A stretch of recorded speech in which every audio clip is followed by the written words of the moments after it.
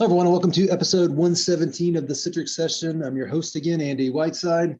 Got Bill Sutton, Director of Services. Bill, ask you a question in today's management call if this bump in the service needs, consulting services, professional services, was a bump or was this the future? And you said the future. Why is that?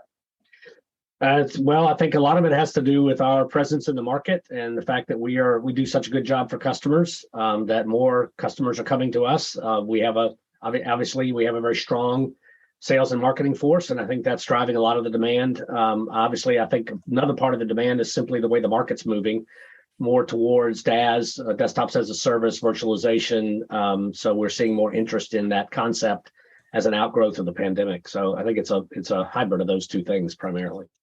Yeah, and I want to highlight something that in our world, right? We know every project, every implementation is not perfect, but yeah, we come at it with that idea that we're going to do the best we can, and we're going to make it right. And I think that's really starting to resonate with our customers. Todd, you seeing demand for desktop virtualization, app virtualization that's outpacing what it used to be?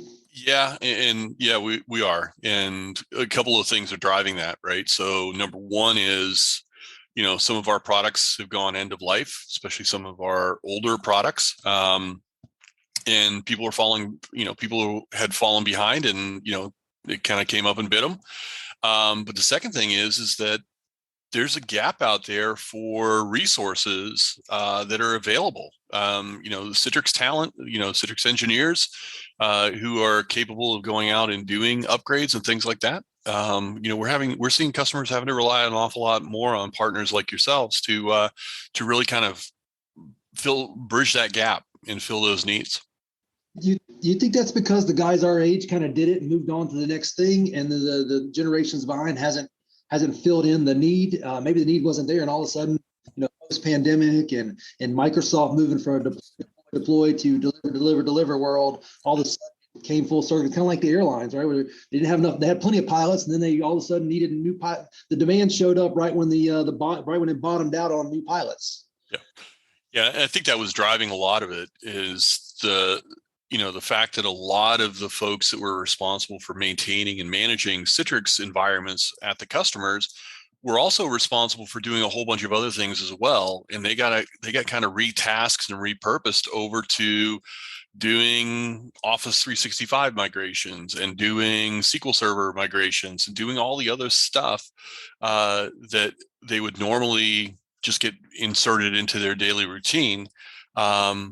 And they kind of push the Citrix components off, and you're kicking the can down the road for only so long before you run out of road. Right. And then the need comes and goes, and it's like right now I've got a 20-year-old son, and I'm teaching him modern apps and SaaS and things of the future, and then I'm sitting there going, but there's going to be a demand for this stuff that's going to be around for another 10, maybe 20 years. I mean, how long, for years, we always heard that the mainframes were going away, but yet you go into a bank or insurance company and they still got those things up and running, and they were supposed to be taken out 50 years ago, and yet they're still in purpose, right? So these legacy applications and legacy systems are still going to be out there. And I think one of the big gaps that we've got in our education system is not training folks on the basics of Windows and troubleshooting, and even going back to the hardware components of it. Take some folks that have recently graduated out of college and show them what a actually server looks like. There's hardware behind that IP address. I've got a couple of stories there. One, I had an intern years ago, two computers, and said, "Hey, network these together." I had no idea what I was talking about, had no idea how it was supposed to come together. And then recently, I had a conversation with a kid about application development and infrastructure, and all they wanted to talk about was containers. Like, isn't everything containers? Like, no, everything's not containers. Yep. What's the underlying components of an operating system? What's the underlying components? Why is storage have its own subsystem? They're not teaching those concepts in most of the college and university programs out there as well. Test this. Go talk to a Gen Zer and ask her why it's called a boot process. Ask him or her why it's called a boot process. Yep. Where did it come from? The whole bootstrap concept. Oh, well, can't solve it all. We'll just make business out of what's there for us. So we are, this is part 2 of a blog that we're reviewing from Heather Tatt, I think is her name. I'll just go up here and double check.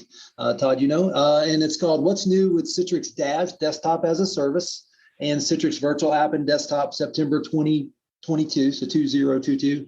And we talked to Jeremy a lot last week about, you know, what defines DaaS versus Citrix Virtual App and Desktop. You know, one's on-prem, one's control plane in the cloud.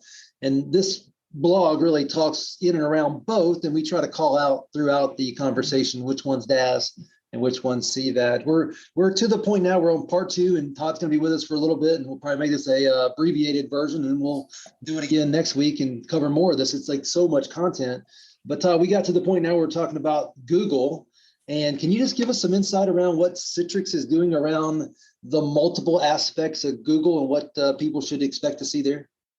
Yeah, so a couple of things. So we made some announcements recently around Google Cloud and the fact that you can run the Citrix Desktop as a Service, DaaS Premium, especially around on Google Cloud. So leveraging Google Cloud as your control plane, as well as your resource locations and things like that. So we've done a ton with Google in terms of embracing them as we did with Azure, right? So Google is right up there now with Microsoft when it comes to supporting and delivering Citrix DaaS the control on that platform. In Google as well as in Azure. And as a consumer, do I tell you which one I want it in? So you can, by default, it still goes over to Azure, but you can certainly acquire it through Google as well. You can specify that you want to run it on GCP's control plane. Okay. Well, let me take a step back. So for years, I've been able to make my desktop hosting platform could be GCP, but that was really just talking to a platform that was in Azure. Correct. Now you're saying the platform can be in Google, and then you can talk to the other clouds, including Google, from that platform. That's correct. Yeah, and this has been something that we've been working on for the past many years. I mean, almost 10 years ago, we started with our hybrid multi-cloud story of understanding that at some point in time, there would be a consumerization of cloud resources, and customers really want to have that choice when it comes to what cloud platform they actually want to run on. And, you know, the days of it being all in one, that may not always make sense for some customers, right? They want to have that vendor diversity. They want to reduce their risk, right? You put all your eggs in one basket. You know, what happens when there's a problem? The other part of it is really coming down to the consumerization and the financial aspect of it. This is a really good way of protecting your investment and protecting your cost model going forward, is to have 2 different cloud vendors that are always kind of having to keep each other in checks and balances. Yeah, I talk all the time to customers about, hey, you should have 2 Citrix partners or 2 whatever insert vendor partners. And like, I like working with you because I know, but you should have, you know, balance. Of course, I know if we compete head to head, we're going to win. But at the same time, that's my way of getting into other customers and saying, look, let us hold the other guys accountable. We'll come in and do an assessment. What can it hurt? And at the end of the assessment, like, wow, I had no idea. But having that balanced approach, especially in the world of as a service, becomes very doable, and pretty much all the services can interact with each other, and you pretty much have the same level of abilities. Bill, any thoughts on what you've heard with Citrix and their approach to putting the platform, the DaaS platform in Google? Just what I've read and what you guys have just talked about.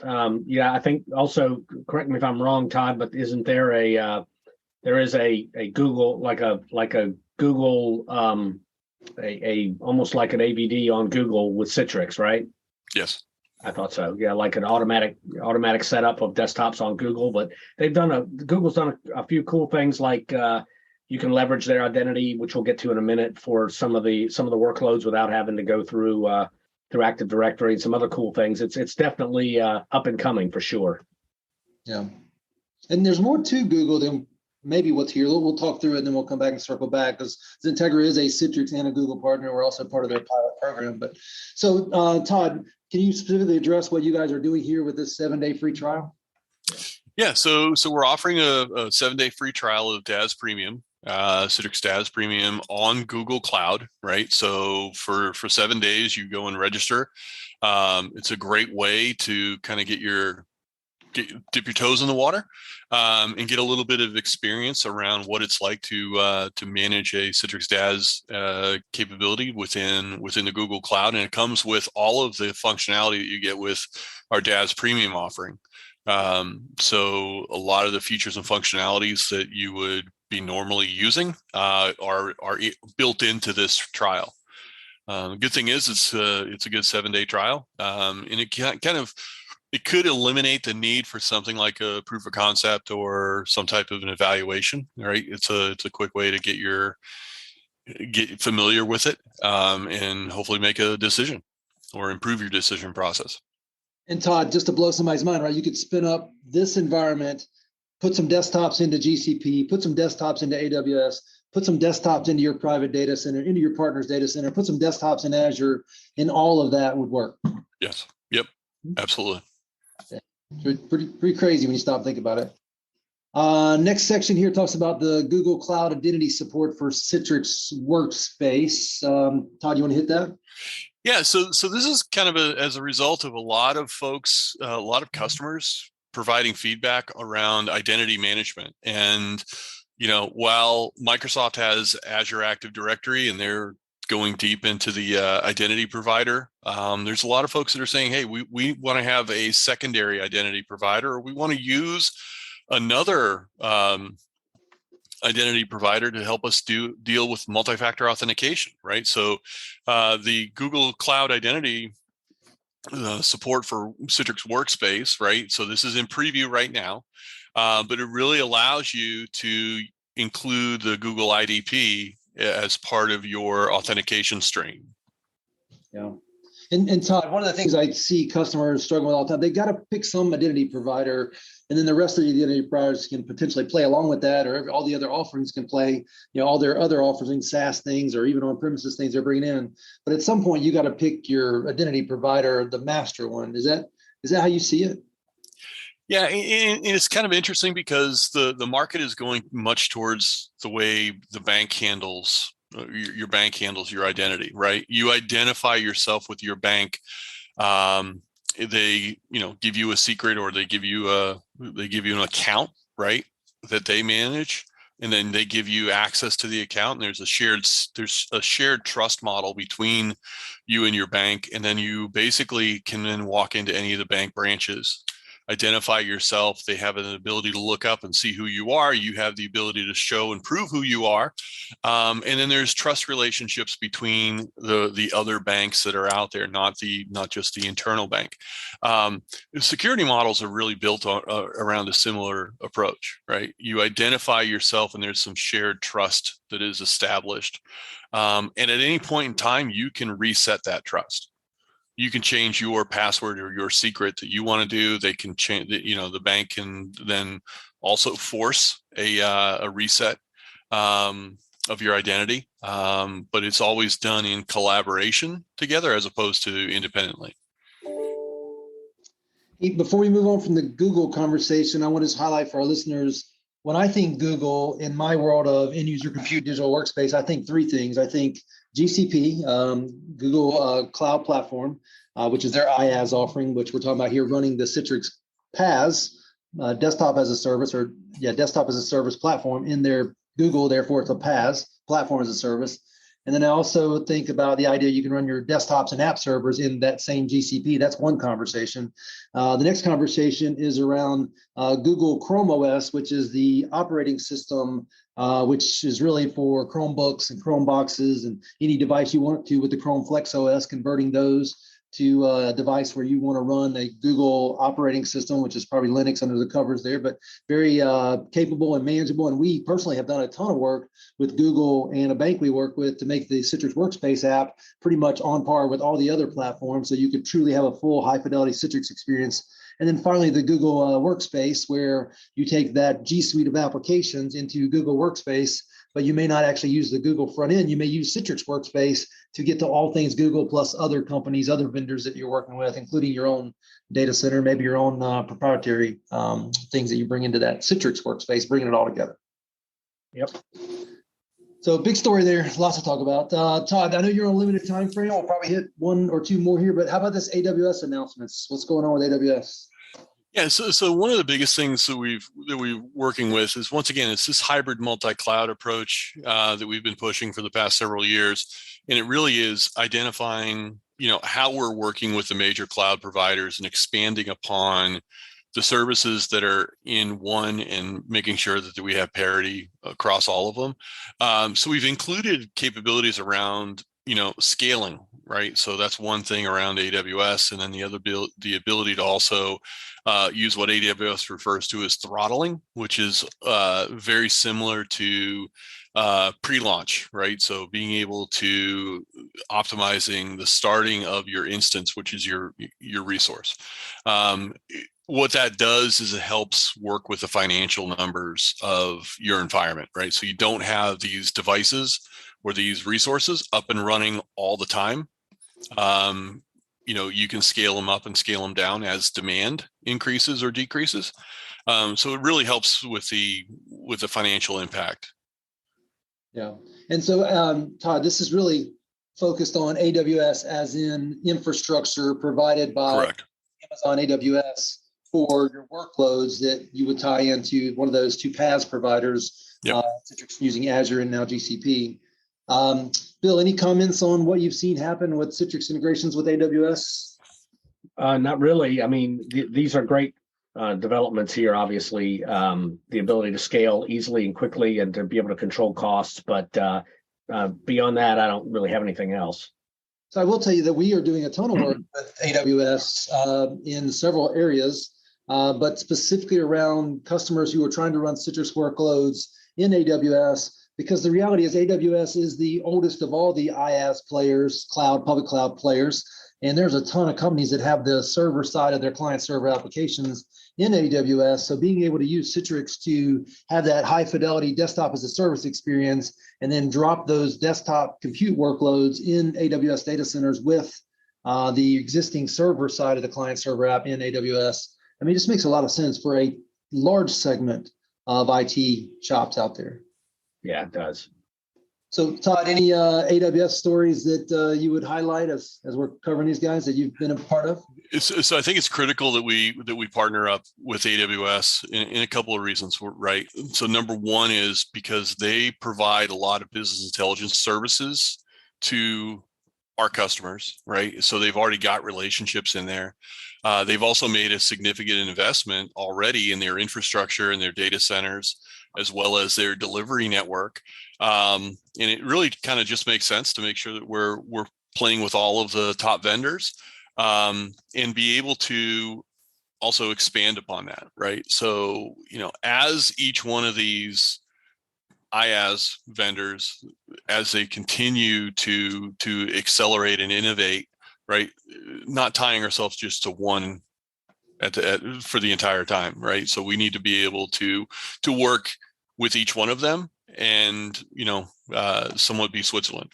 So once a Citrix customer chooses to go DaaS, once they make that commitment, Yep. the world of private data center, semi-private, public cloud, IaaS, GCP, AWS, Azure, and several other options just become something that is doable. And for those customers that are holding back on going to DaaS or Citrix, platform as a service, it's inevitable for most of them that they're going to have to go that route. They don't really have to worry about the intellectual property. There's nothing but metadata there. But we're finding customers over and over again that have been holding back that now's the time. And a lot of times I'll challenge them. Did you ever get that second Citrix data center rolled out? And they're, no, I never did. We've been talking about that 5 years.